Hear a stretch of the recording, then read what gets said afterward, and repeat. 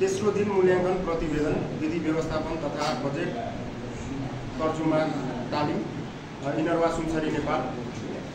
आज मिति 2082 साल जेठ 29 गते प्रदेश रजिस्ट्रार तथा प्रशिक्षण कार्यालय सुनसरीद्वारा आयोजित 5 दिने विधि व्यवस्थापन तालिम बजेट तर्जुमा तालिमको तेस्रो दिनको मूल्याङ्कन प्रतिवेदनको जिम्मा मेरो परेको हुँदा निम्न अनुसार प्रस्तुत गर्न चाहन्छु। यसका सबल पक्षहरू: तालिमको तेस्रो दिन कक्षा हल समयमै सञ्चालन भएको पाइयो।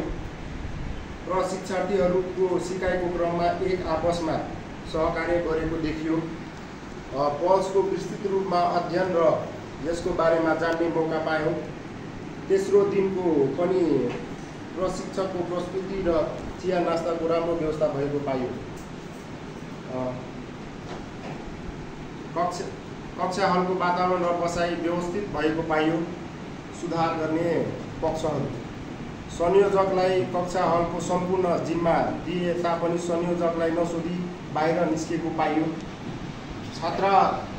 छात्रावासमा व्यवस्थित रूपमा पङ्खा, धुल र मल्टिप्लगको व्यवस्था नभएको हुँदा प्रशिक्षार्थीहरूलाई बसाइमा अप्ठ्यारो भएको देखियो र शीघ्र व्यवस्थापन गर्नुपर्ने देखियो।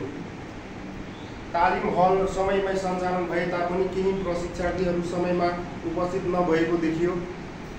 नास्ता खाने बेलामा अत्यधिक गर्मीको अनुभव भएको हुँदा व्यवस्थित समय नदिएको व्यवस्थापन गर्नुपर्ने देखियो। धन्यवाद। यहाँलाई धेरै धेरै धन्यवाद छ। यहाँले आफ्नो मूल्याङ्कन प्रतिवेदन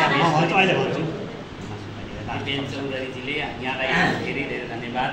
म अब त्यसै गरी आजका मूल्याङ्कनकर्ता